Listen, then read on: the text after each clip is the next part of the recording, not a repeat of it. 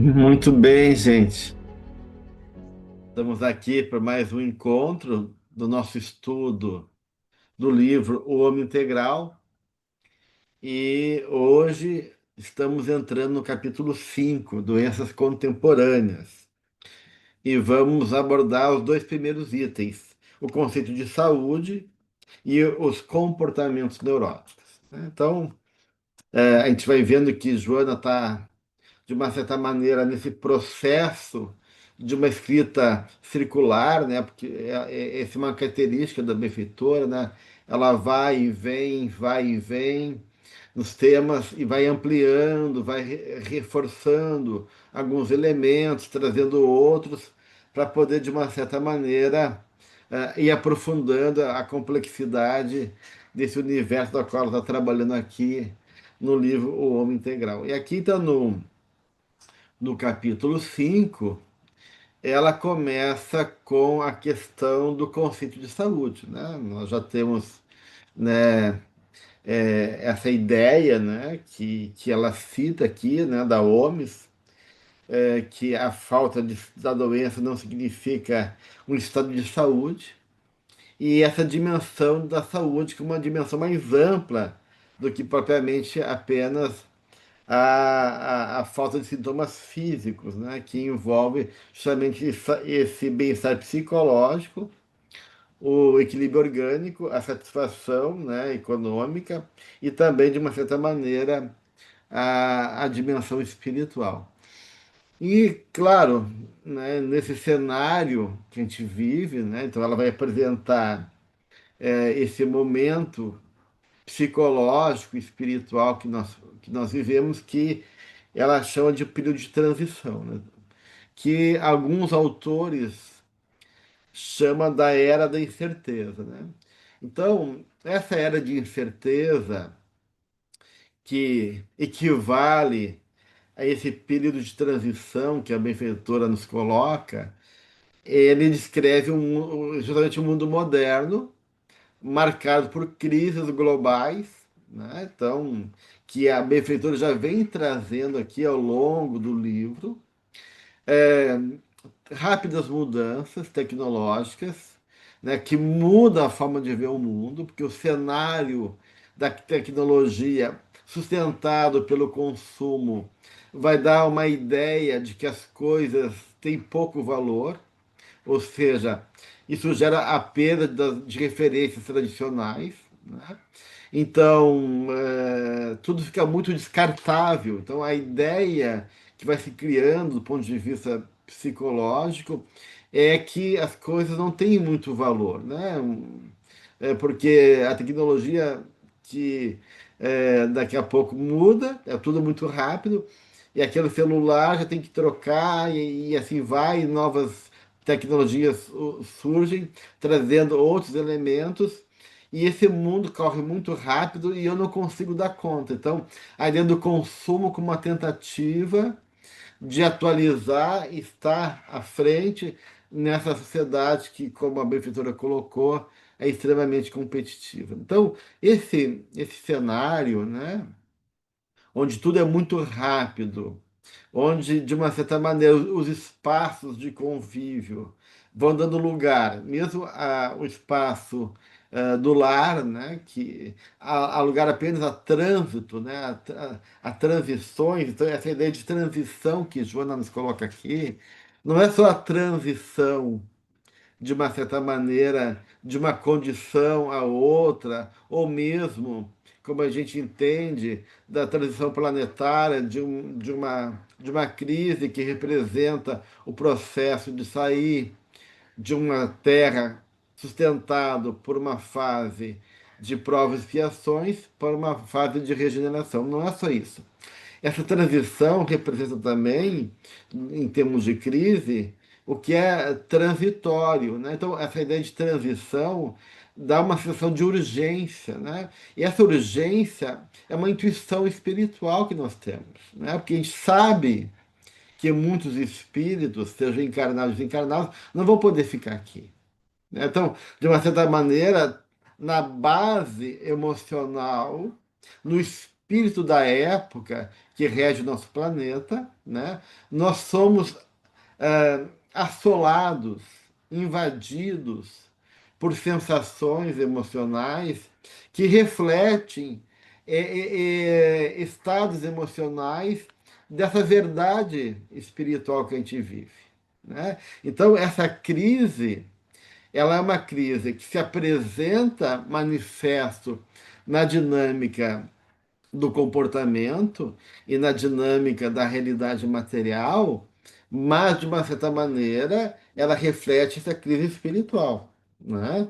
E reflete também esse estado de consciência que os espíritos têm, né? E que, de uma certa maneira, gera o caos, gera a sensação de urgência e gera também uma resposta negativa daqueles que não vão ficar aqui.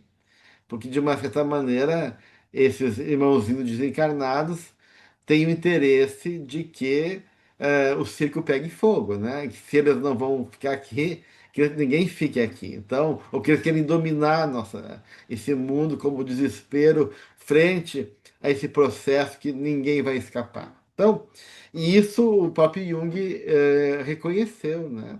Ele vai falar de uma linguagem psicológica, né, que a sociedade moderna abandonou os mitos e os símbolos religiosos que dão sentido à vida. Então, as referências que organizavam o nosso psiquismo e, de uma certa maneira, traziam valores e significados foram se perdendo na sociedade moderna, né? E, de uma certa maneira, o Jung também vai falar isso que Joana vai trazer aqui, que é o vazio existencial, né? Ou seja, esses recipientes psíquicos, como os símbolos religiosos, os mitos, né? Ou seja, como a gente não construiu no lugar deles uma estrutura interna, né?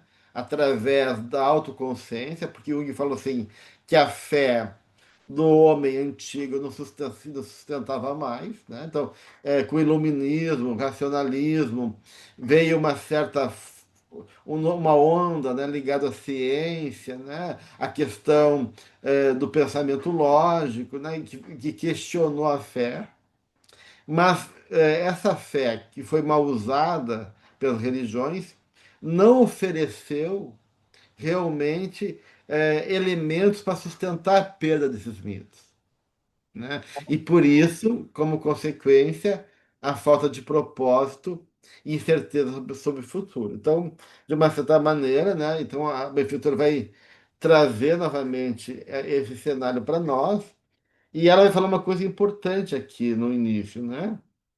Que todas essas mudanças geraram, né, uma desestabilização da forma de ver o mundo e perceber a realidade, né? E isso gerou uma brusca mudança de valores. Então, os valores que sustentavam eram referência, família, éticas, valores outros que, de uma certa maneira, organizavam a vida social, vão sendo colocados em xeque e, de um lado, né, a gente tem a projeção em massa, né? Então, esses tempos de incerteza, o medo e a angústia reprimidos alimentam a sombra, que é todo esse cenário e sintomas que a gente está vendo aí, do mundo polarizado, das projeções da sombra no outro, os modos expiatórios, os sociais passam a projetar seus próprios medos no outro, né? Aqui dá o aumento do fanatismo, do extremismo político, da polarização na era moderna. Tudo isso que a gente está vendo aqui é, de uma certa maneira, reflexo desse cenário que a gente vive, né? E, junto com isso, né, a benfeitora vai trazendo, então, que as rupturas dos valores da margem à sociedade materialista e ao consumo e ao individualismo. Então, de uma certa maneira, a gente tem esse tripé, né, que vem junto com a questão da ciência e da razão, né, que sustentam a proposta da vida moderna, que é o materialismo, e isso, do ponto de vista psicológico, traz, então, esse mundo de consumo e individualismo, né? Então, a nossa âncora interna, né, que, do ponto de vista psicológico, é individuação, é a proposta de tornar-se a si mesmo e integrar as nossas partes internas dentro de um contexto de realidade que nos compromete também com a vida, ele fica suspenso nesse cenário, né? Ou seja, a gente vai perdendo, de uma certa maneira, essa conexão com o sentido maior da existência, com a nossa essência espiritual, e essa âncora, que é esse fator autorregulador, que do ponto de vista espírita está na consciência, né? A consciência espiritual, que está ali divina, vai, né, sendo esquecida pelo ego, né? E aí a gente vai perdendo cada vez mais as referências dentro desse cenário de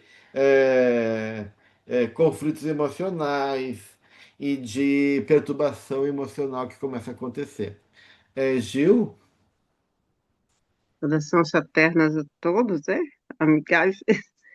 Ou se- é, Gelson, no que você está falando, me veio a palavra tradição. Qual o papel da tradição? Porque eu vivi algo muito gostoso esse final de semana, onde eu fiquei revivendo, né, coisas da minha juventude, coisa, né, costumes tradicionais. E hoje eu vi que a palavra tradição está muito ligada ao que é velho, o que é desuso, que não tem importância. E será que isso não traz, né, com toda essa tecnologia, não faria com que nós nos distanciássemos de nós mesmos, do que somos, nossa essência também, né? É, Algo assim.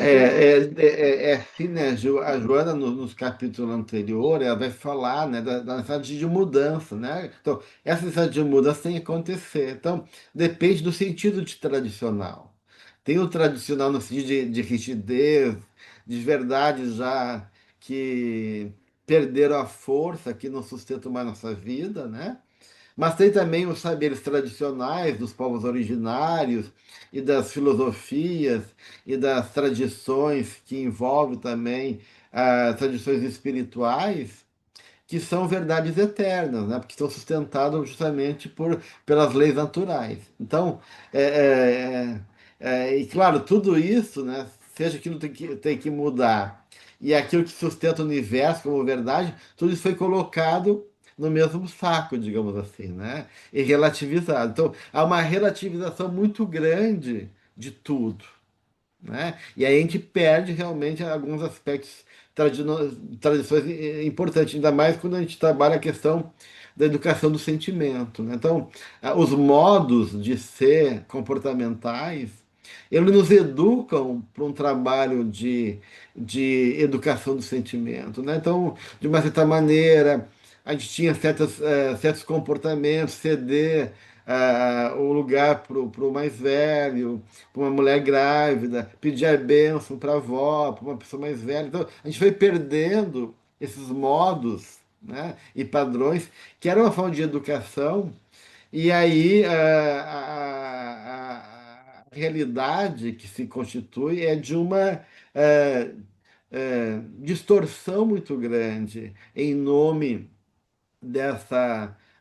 desse individualismo, né, e de um mundo que vai se tornando imprevisível, né? Então, e do ponto de vista junguiano e do ponto de vista da Joana, né, e nesse mundo imprevisível, a segurança agora, a única segurança real, vem do quê? Do autoconhecimento, né? Então, o autoconhecimento para a Joana é a base essencial para que a gente não seja engolido pela massa ou por esse pânico coletivo, né? Então, isso tudo são questões importantes aqui, né? E ela vai dizer que começa a ver um, um, um círculo, né? Um ciclo de autoalimentação, né?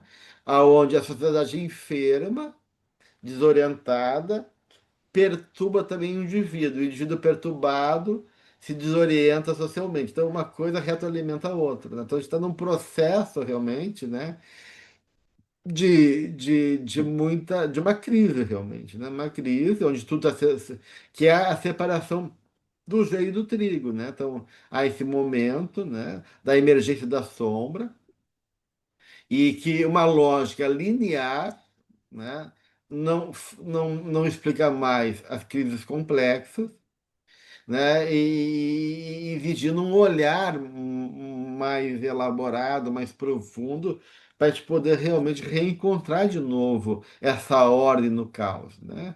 E aí tem toda essa questão aí que ao mesmo tempo que tem todas essas confusões surgindo, há muita coisa nova, interessante, como a física quântica, como cada vez mais estudos na área da medicina, da espiritualidade, né? A sincronicidade no Jung, que mostra cada vez mais que por trás de toda a realidade física se encontra a mente. E que a matéria é uma ilusão, né? E que a verdadeira realidade é a consciência. Então, mas até isso ser assimilado pelo mundo, internalizado, né, na nossa vida, isso vai longe, né? Não é uma coisa que vai ser de uma hora para outra, né, gente? Então, tudo isso são questões que a gente tem que lidar. E aí a Jona traz uma coisa importante, né? Que é essa dificuldade que nós temos, né? De de uma certa maneira, aceitar essa derrota. Aceitar essa derrota que a nossa verdade, a nossa onipotente construção de realidade, ela não sustenta a vida, né? Ou seja, né? eh, a gente está num mundo onde essa fantasia, sustentada pelo materialismo, pelo egocentrismo, pelo poder, pelo consumo, não sustenta. Mas a Jona fala aqui, né? O homem teima por ignorar-se. Então, ao invés de a gente aceitar a nossa ignorância e reconhecer a nossa pequenez, e dizer, puxa, realmente, a gente entrou em colapso, né? A nossa forma de ver entrou em colapso, a nossa ilusão está se desmanchando, né? E reconhecer daí, nesse ego fragilizado, né? Uma busca desesperada por certeza absoluta, né? Então, em vez de aceitar, não, eu tenho a minha limitação, né? Então, diante dessa incerteza que a gente vive, o que que acontece? A gente desenvolve ansiedade e neurose. E aí a gente acaba prisioneiro de dogmas e apegos dessa teimosia que Jona coloca, de não querer abrir mão da nossa onipotência, né? E em vez de o ego poder fazer um caminho para a integração, para reconhecer os outros aspectos negligenciados, né? A gente não suporta a tensão desse confronto com a consciência e da angústia do não saber, né? Então, em vez de usar a incerteza como uma ferramenta dialética, de questionamento, de autoconhecimento, que pode levar ao amadurecimento e individuação, o que que a gente faz? A gente cria defesas. Defesas para não, para continuar não enxergando, defesa para ficar teimando e querendo impor ainda a nossa forma de pensar que já não funciona mais, né? Então, tudo isso faz parte aqui, né? E aí a Joana fala, o que que daí acontece, né? A gente entrega esse processo de autoconhecimento, de responsabilidade que devia ser nossa para a vida, né? Para o movimento natural da lei de causa e efeito. E aí, o que que a benfeitora coloca? A gente vai ter que ser confrontado pela doença e pela morte. Então, de uma certa maneira, a vida vai ter que impor para a gente, seja pelo sofrimento, seja por toda essa dinâmica aí que a gente está vivendo. A Mariana, eu não tinha visto que a mão estava levantada, porque está tão misturada com a corzinha ali da. Então, Gelson, eu só queria, Oi. eu acho que foi, eu ainda só duas palavrinhas, só, porque eu penso que você fala de ordem, né? E essa ordem é a busca do equilíbrio. E me dá a impressão, o que eu estou vendo, analisando, me ajuda aqui, que é uma espécie de negação a isso, essa busca de equilíbrio, né? Consciente ou inconsciente, não sei lá, né? É, essa, Essa ordem, uhum. essa Essa ordem busca que de você fala. autoencontro e de volta para nós mesmos, né? Então, claro, isso de você fala do equilíbrio. A Mariana coloca a sua questão, daí o Humberto já entra também com a sua colaboração, que eu já falei demais, né? Então, Mariana, Não, na verdade, você Humberto, falou tanto que eu acho que seja já bem-vindo. nem mesmo a minha pergunta já nem mais vale, assim. É que, na verdade, assim, quando ela fala que nesse capítulo, logo no início, que ela fala, surpreendido, no entanto, pela doença e pela morte, desperta assustado. Então, isso significa que todo esse período que a gente está vivendo agora de desajuste, do ego, é um período de sonolência. A gente ainda está vivendo esse período de sono. Então, assim, a doença vem para despertar a gente, para acordar. É isso? Como é que é, Humberto? Vamos deixar o Humberto falar um pouquinho, qualquer coisa eu volto a falar depois. Carlos, tudo bem? Como é que vão as coisas? Tudo bem, Humberto? Olha, hoje mesmo eu estava vendo uma postagem da Patrícia Miller, que é uma das maiores especialistas do mundo em saúde e espiritualidade, né? Uma pesquisadora bem influente, impactante e também uma praticante, né? Porque às vezes a gente agora na nossa área de pesquisa em espiritualidade está começando a ver pessoas que fazem a pesquisa muito bem, mas elas não são espiritualizadas, então acaba não tendo tanto a contribuir quando o momento é de dizer como eu faço para ser espiritualizado, né? Então a gente precisa de novo recosturar essas áreas da ciência e da própria espiritualidade. Mas ela disse o seguinte, né? E ela é uma referência de pessoa espiritual.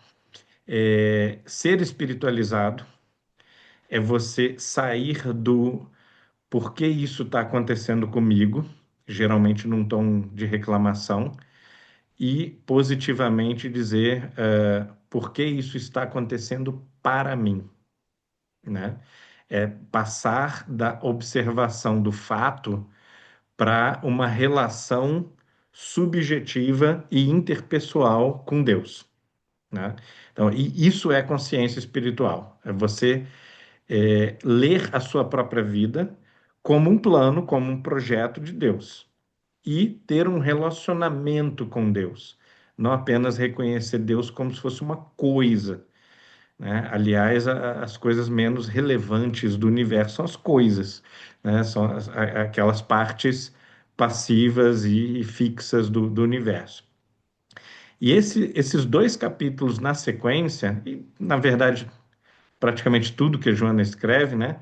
Eles vão colocar exatamente a questão de que o bem-estar, a felicidade, o equilíbrio psíquico e a saúde mental e física, tudo isso decorre desse teu relacionamento com Deus, dessa maneira de você viver, de existir à luz dos princípios divinos, em harmonia com os princípios divinos, ou em contradição com eles.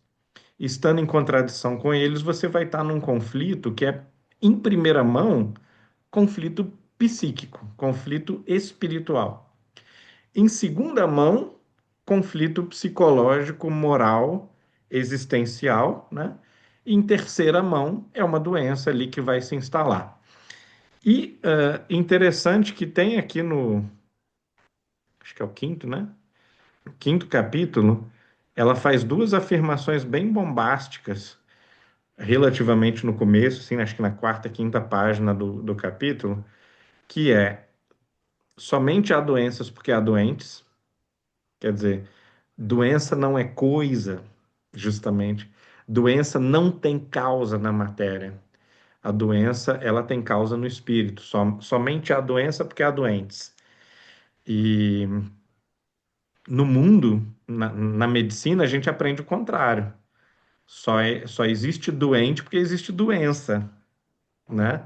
Então, a doença é o que faz o doente. A Joana de Angelis está invertendo as posições, né? O doente é que produz a doença, né? Se a gente assume isso, as implicações são incomensuráveis, são gigantescas, né? E isso não é infantilizar também ou simplificar o quadro da doença e dizer que você voluntariamente, por querer, produziu a doença. Não é isso, né? ou julgar as pessoas com, né, a pessoa tem uma doença, então ela tem culpa no cartório e tal. Na verdade, cada um na sua trajetória tem um quadro tão grande, tão complexo, que não tem como ninguém julgar nada, né? Então, cada um tem 100 fatores para conciliar. Esse é o momento em que, para eu dar vazão a uma dificuldade minha, eu vou precisar de um tumor, né? E amanhã pode ser que outra pessoa que agora está perfeitamente bem precise dessa experiência.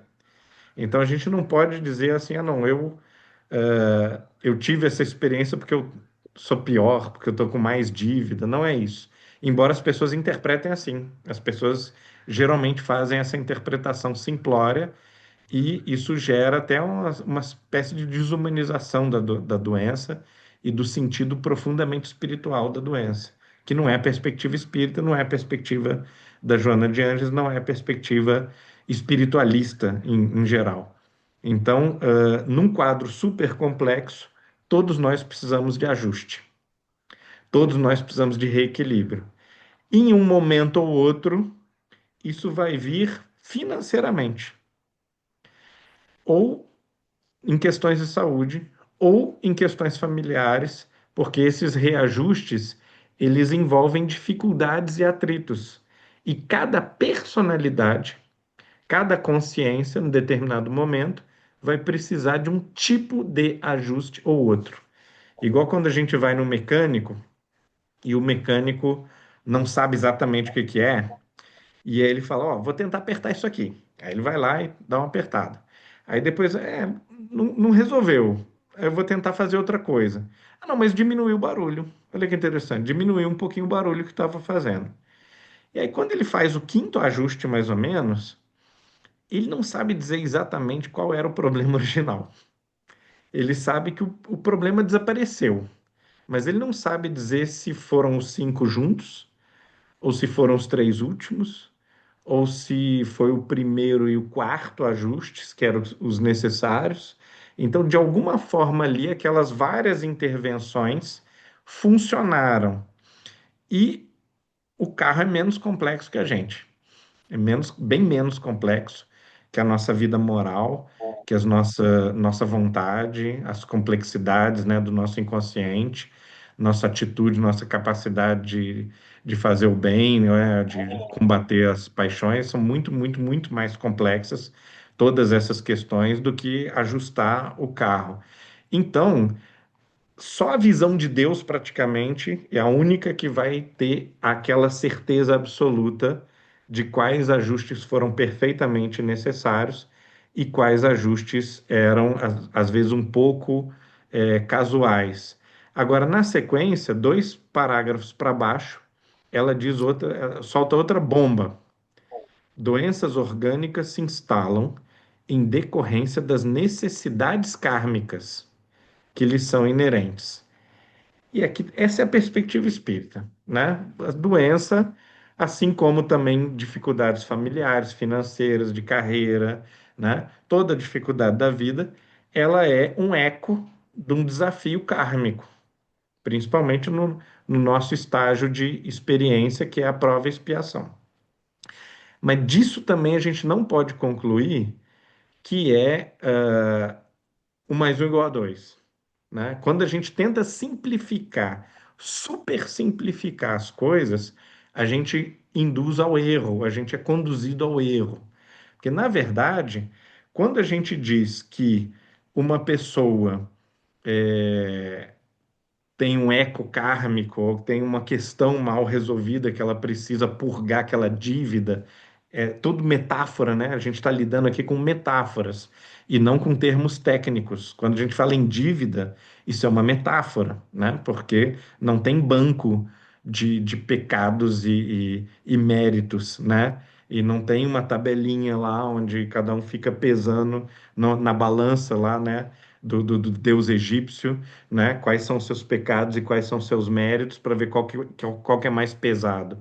Então, certamente, alguém mais prudente pode virar e dizer assim: não, isso aí foi o seu mau comportamento nesta vida que fez. Você é diabético, você come mal, você não se exercita, você é hipertenso porque você não regula suas emoções, né? Então foi o seu comportamento nos últimos 10 anos que produziu essas doenças. Mas, aqui que vem o pulo do gato. Nada é mais kármico do que o nosso comportamento.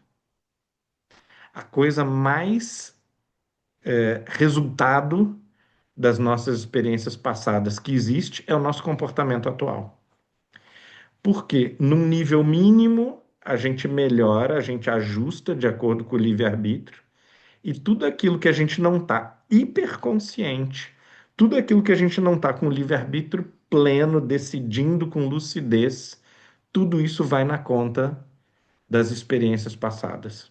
A gente está rolando no automático, da forma como aprendeu antes. E a forma como a gente aprendeu antes, ou os traumas de antes, ou as inclinações, ou até as virtudes de antes, né, que estão ali rolando mais ou menos também no automatismo, tudo isso é o resultado disso que também é um termo um pouco metafórico, seria o karma, né? Aqueles padrões adquiridos e exercitados ao longo de múltiplas existências. Então, o seu comportamento danoso, o fato de você ser alcoólatra, ou tabagista, ou de ter uma questão sexual, tudo isso é kármico, né? Quando isso vai levar, o seu comportamento vai levar você para o adoecimento, esse adoecimento, ele é kármico até quando ele não é uma coisa que explode sem querer, de surpresa, mas quando ele é cultivado pelo teu comportamento do dia a dia, aquilo também é um reflexo do teu passado, é um reflexo de quem você é. É, o Humberto está um pouquinho adiantado, esse item 3 aí, o Humberto é para o próximo encontro, mas tu já está expandindo, tá tudo bem, né? Hoje são os dois primeiros itens, né? Mas acho importante isso que tu está trazendo. E eu queria juntar, então, isso que o Humberto tá colocando com a ideia do que a Marina fala da consciência de sono, com a era de incerteza e com a questão de Deus que o Humberto traz, né? Porque, de uma certa maneira, essa crise, essa era de incerteza, não é uma anomalia histórica, mas mais a nossa percepção de complexidade da vida contemporânea que está mudando, né? Marcado por todas essas transformações que a gente comentou aqui, tecnológicos, desafios climáticos, crises globais. Então, essa crise, de uma certa maneira, é esse enfrentamento, seja pela morte, pela doença, da sociedade que também está tendo que abandonar a ilusão de controle e desenvolver a resiliência como uma forma de navegação que a gente não encontrou ainda, né? Então, a gente está entre, né, Mariana, entre o sono e o susto, né?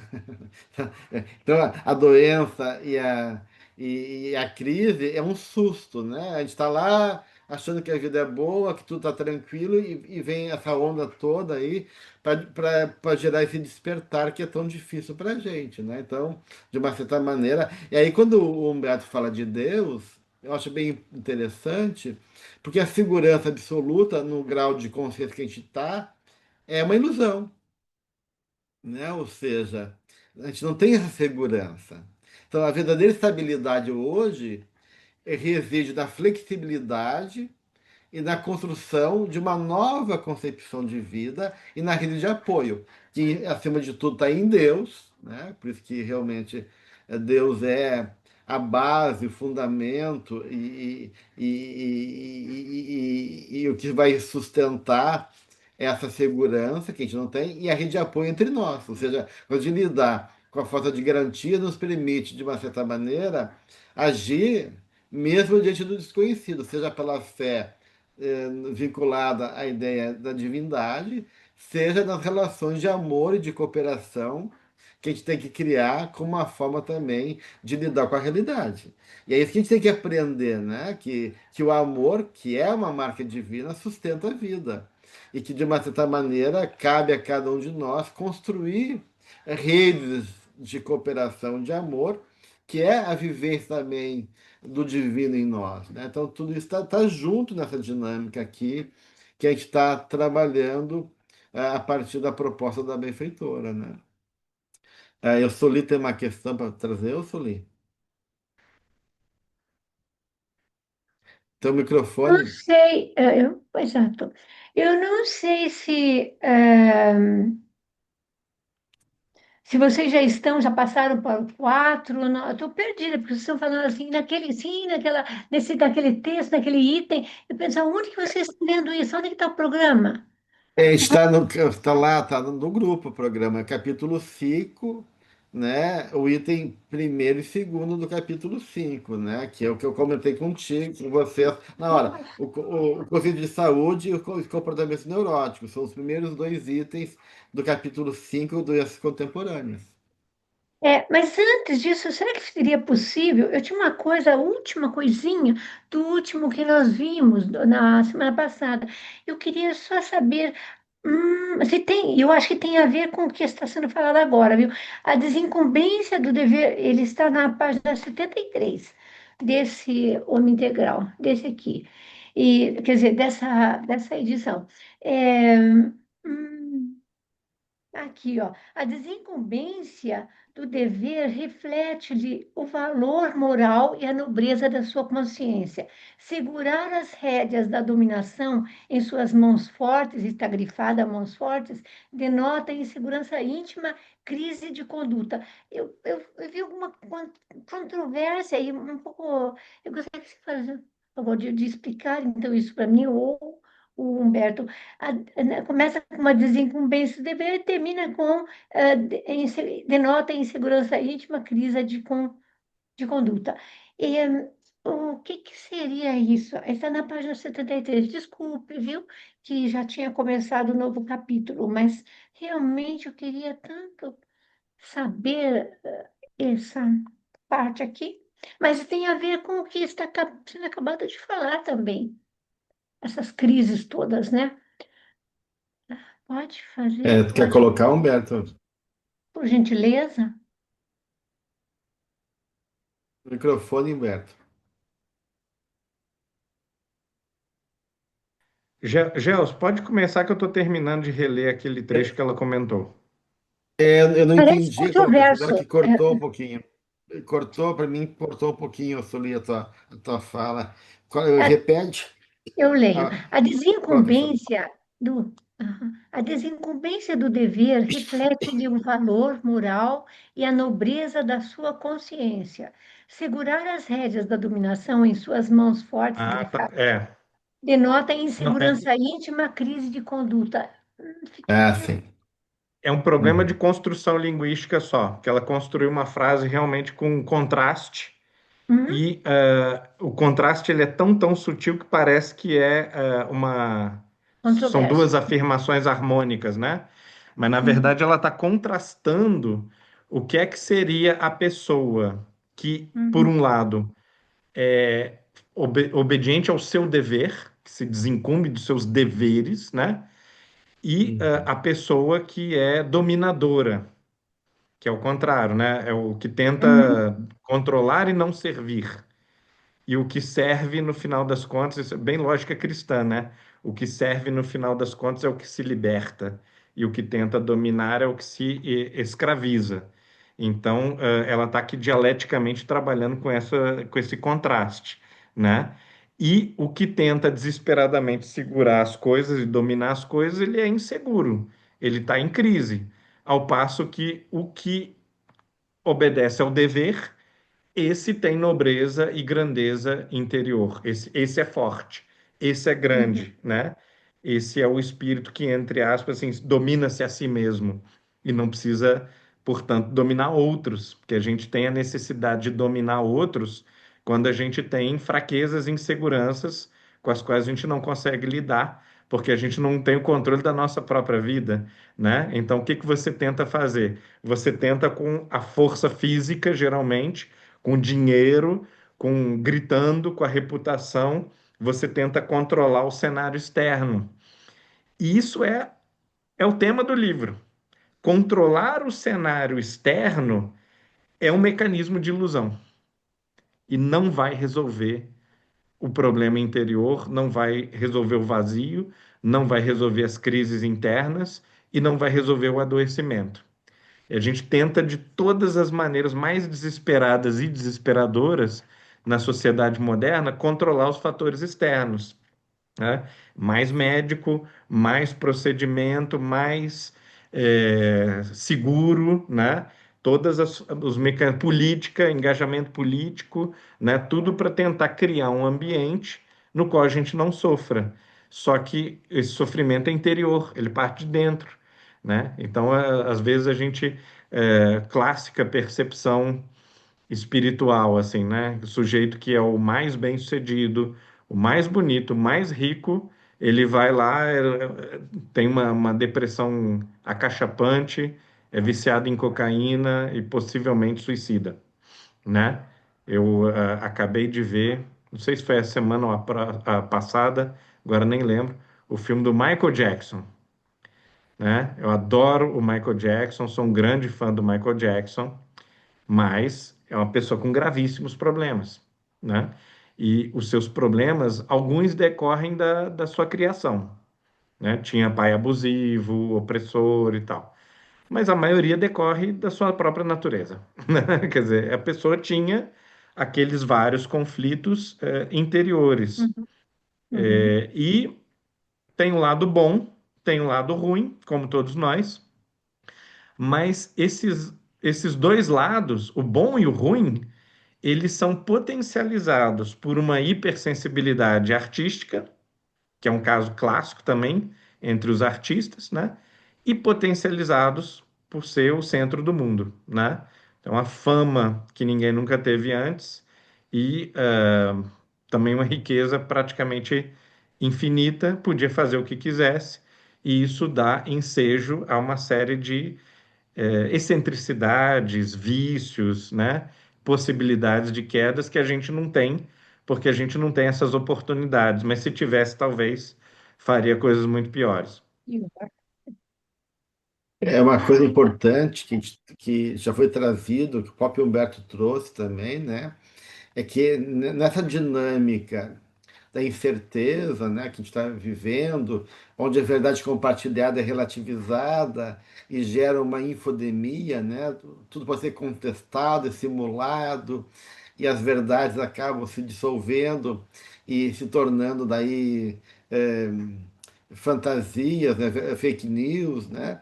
Então, nesse mundo de incerteza, há um desconforto, né? A incerteza carrega esse desconforto, mas carrega também uma coisa que foi comentado já há alguns encontros anteriores, que onde não há certeza absoluta, há espaço para liberdade e para a criação de mudança. Então, a liberdade, ela convive com a ideia de que as coisas são transitórias, né, e impermanentes, né? Então, essa impermanência do mundo material, né, não significa render ao niilismo, ou à apatia, ou ao culto exagerado do corpo, né, e ao consumo, mas adotar uma postura nova de flexibilidade cognitiva e ética de cuidado. E aí, essa tua frase, né, eu sou que tu lê, essa frase que tu lê da Joana de Ângeles, ela fala disso, que há pessoas que são comprometidas espiritualmente, né? E se incumbem de realizar o que cabe a elas, com maturidade espiritual, conseguem avançar. Porque, de uma certa maneira, é a transição de uma natureza psicológica infantil para uma dimensão de uma natureza agora de maturidade. E aquelas pessoas inseguras, como diz a Joana, né, que são onipotentes, que não aceitam as suas limitações, né, acabam justamente buscando no poder uma compensação, justamente, para a incapacidade de se assumirem de maneira madura frente à vida. Então, o poder é uma compensação ao amor e que reflete essa insegurança, né? Então, de uma certa maneira, a flexibilidade amorosa, o cuidado, é uma pessoa que tem capacidade de segurança, né? Se eu me sinto seguro, eu não tenho uma vida. Eu não tenho por que me defender, eu não tenho por que usar o poder e o controle sobre os outros, né? Então eu posso ser uma pessoa mais criativa, mais aberta, mais relacional, porque de uma certa maneira eu me sustento nesse dever da qual eu estou comprometido, que me dá essa maturidade espiritual. Mas diante da insegurança e da minha incapacidade de assumir meus limites, daí eu uso essa defesa do poder, que só torna pior ainda o cenário que a gente vive. Você sabe que me veio na mente agora, doutor Gelson, aquele grande político que foi da FN, né? O Kofi, como é que é? Kofi, ele era africano, mas ele tinha um poder tão Kofi grande Annan. para... Ah, Kofi? Que você falou? Annan. Kofi Annan. Ele tinha uma capacidade tão grande de dissertar com calma. Ele tinha uma força, aquele homem. Meu Deus, ele foi muito grande. Eu amava ele. Imagina quantos anos atrás eu era moça, jovem, quando ele estava exercendo, né? E ele foi assim impressionante.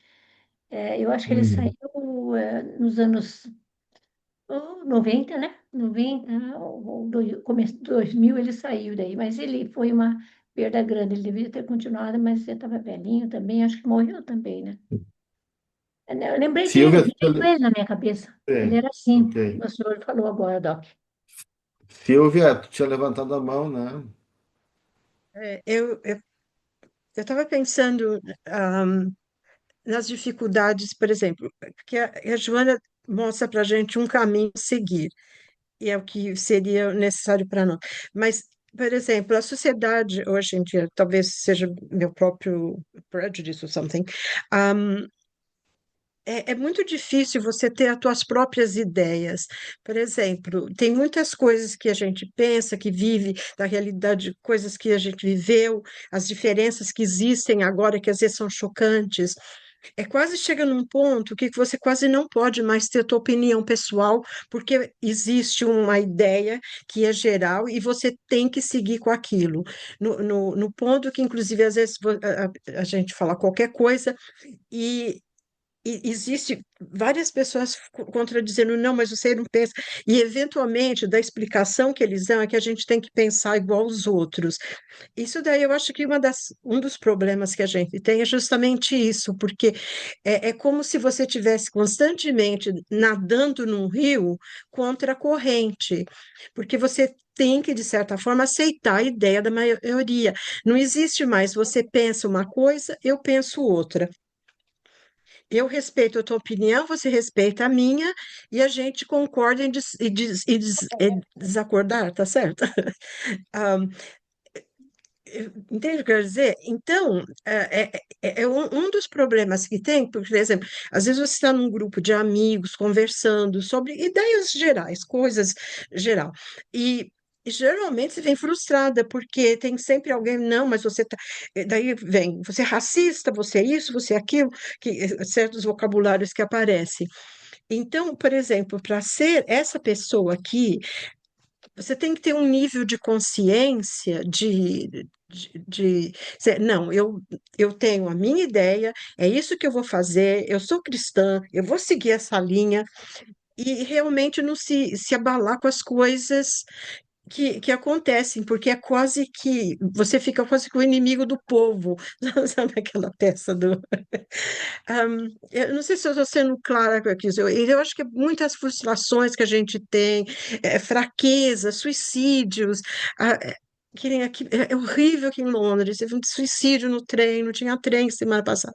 Então, é uma série de problemas.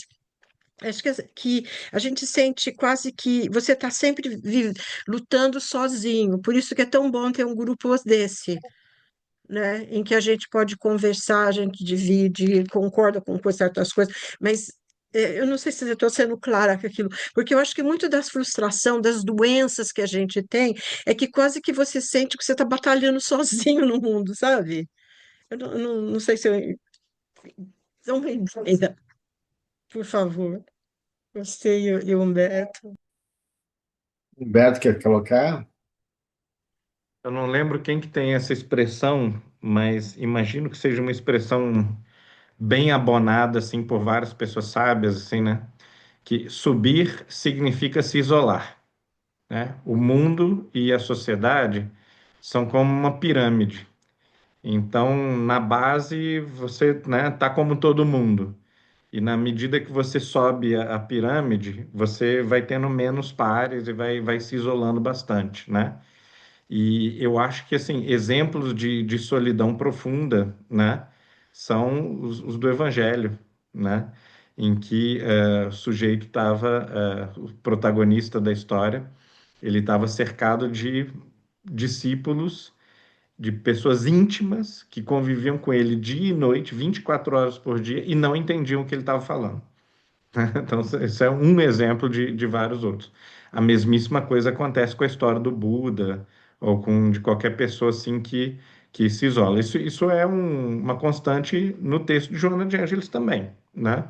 Que se individuar é, de certa maneira, se isolar, não por ser antissocial, de jeito nenhum, né?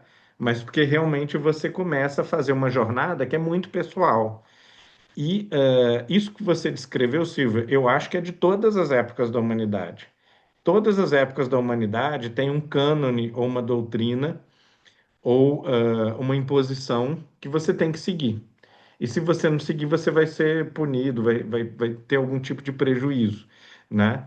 Então, em algumas épocas isso vem do império, né? Do rei, do tirano. Em outras épocas isso vem da igreja, vem do culto do Estado instituído, e a gente não pode desviar um milímetro. Então, de certa maneira, a história da humanidade é essa história de uma busca pelo direito de cada um ser indivíduo e não ser só massa. Que a tendência normal é a gente ser massa, é a gente mais ou menos numa lógica de manada, né? A gente caminhar mais ou menos na direção coletiva, porque há um medo profundo dessa solidão, desse isolamento da individualidade. Então a gente faz o que todo mundo faz, né?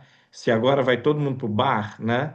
Então eu vou para o bar também, né? Eu gostaria de ficar fazendo outra coisa em casa, mas a solidão é uma ameaça existencial constante, que a gente anestesia com acomodação, né? Então, por exemplo, meu filho agora está reclamando, né, que os colegas só pensam nas tais das figurinhas da Copa. Quem não está no Brasil pode não saber qual é a dimensão que a coisa tomou, porque você chega nas praças, agora todas as praças estão tomadas por pessoas competindo e trocando figurinhas dos jogadores de futebol. Para completar o álbum, custa R$ 5.000. São muitas figuras, você tem que comprar muitas caixinhas para conseguir todas as figurinhas adequadas. E pessoas de 6 a 90 anos vão para as praças então se estapear para tentar conseguir as figurinhas dos outros. E não raro, idosos roubam ou enganam crianças para adquirirem as figurinhas deles para completar o álbum primeiro. Então tá desse nível aqui a coisa. Meu filho é a única criança da escola que não está fazendo o álbum de figurinha. Então ele se sente um pouco alienado do grupo, né? O assunto é esse, né? O que que ele vai poder conversar com os colegas, né? Ele tenta puxar um outro assunto e volta para a questão dos jogadores, qual jogador eu não tenho, qual time eu não completei, assim por diante, né? Acho que é um ótimo exemplo. A Joana fala aqui na parte dos componentes neuróticos, né? Dessas pessoas espelhos, né? Que acabam por faltar uma consciência própria e em ser eles mesmos, eles acabam realmente refletindo o que a massa, né? O que a consciência coletiva coloca.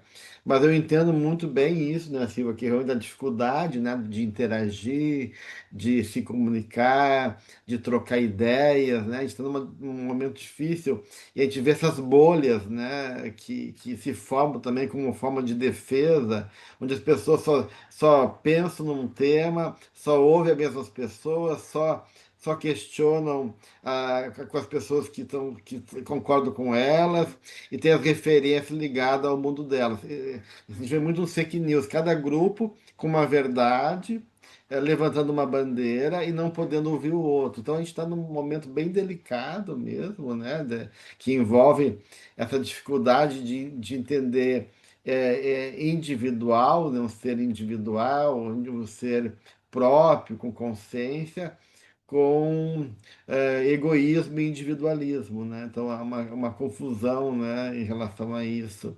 E isso faz parte do cenário que a gente vive, né? E eu não queria fechar o nosso encontro sem colocar aqui no item os comportamentos neuróticos, que a gente acabou nem ainda vendo, talvez no próximo encontro a gente retoma um pouquinho mais esse item, que a gente não chegou a ver. Ela põe três elementos como fatores de neurose, né?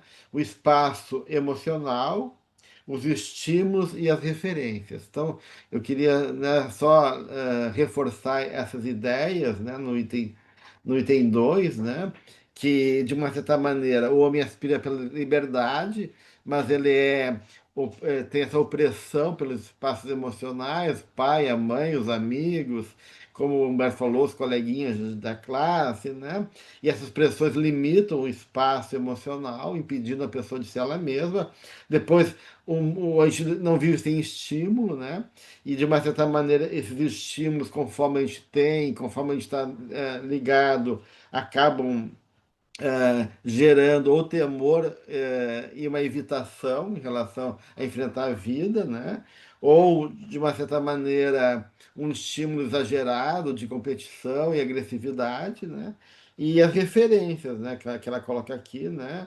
Que, que se a gente tem o que sustenta a nossa referência, né?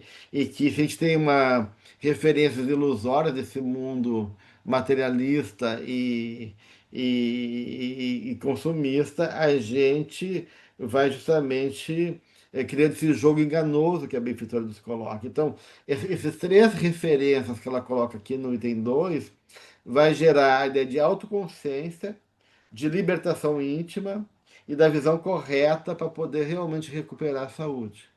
Então, eu só queria reforçar isso, mas no próximo encontro a gente pode aprofundar um pouquinho mais aí, né?